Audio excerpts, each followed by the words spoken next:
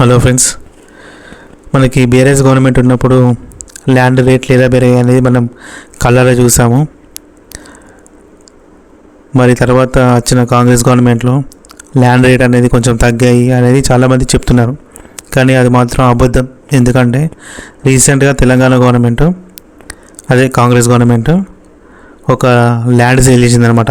ఎక్కడ అంటే హైదరాబాద్లోని రాయదుర్గం దగ్గర 1 ఎకరం 177 కోట్లకి ఎంఎస్ఎన్ కంపెనీ అనేది సొంతం చేసుకుందనమాట.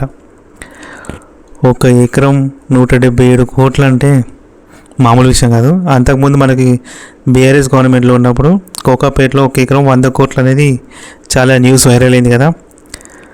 ఈ ఎంఎస్ఎన్ రియాలిటీ కంపెనీ అనేది 177 కోట్లకి కొన్నదంటే తక్కువనే అని చెప్పచ్చు. ఇంకా మన ఫ్యూచర్లో 1 ఎకరం 1000 కోట్లు అనేది కూడా చాలా తక్కువనే అని అనిపిస్తుంది. మనలాంటి మిడిల్ క్లాస్ వాళ్ళు ఎకరం కాదు కదా, ఒక చిన్న ప్లాట్ 100 స్క్వేర్ యార్డ్స్ ప్లాట్ కూడా కొనలేమన్నమాట. అలా పెరుగుతున్నాయి రేట్లు.